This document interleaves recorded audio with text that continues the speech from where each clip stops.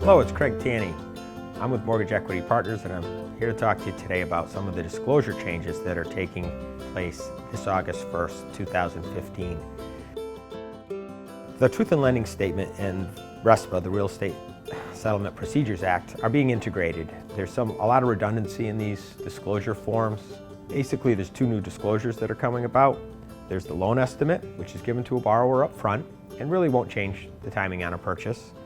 The second disclosure is called the closing disclosure, and this will change the timing on a purchase. The CFPB, or the Consumer Financial Protection Bureau, these disclosures are known in the industry as know before you owe disclosures. So the estimate up front is combining a good faith estimate, which has always been given to a borrower, and a truth in lending statement.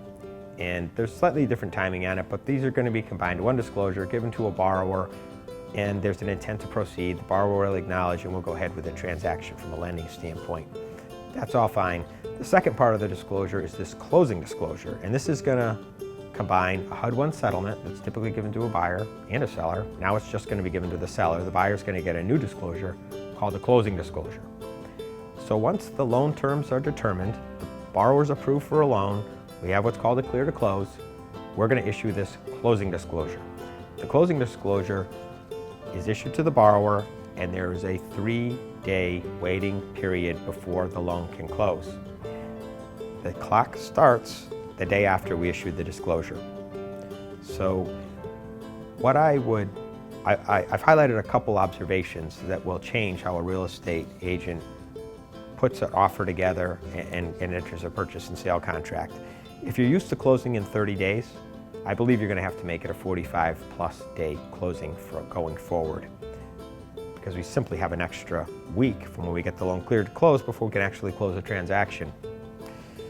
Some of the things that you're used to doing close to closing, a final walkthrough should be done in advance. If there's anything that could come up, once we issue this closing disclosure, the numbers are firm. The last thing I have to say, other than the oil and utility readings being done in advance, is back-to-back closings. You're going to need to work with lenders and closing agents that are prepared for these disclosure changes and are ready to perform when August 1st happens. Mortgage Equity Partners is changing our origination platform to accommodate these disclosures. The lender is required to give the closing disclosure forms. The closing attorney is responsible for producing the HUD and giving it to the seller.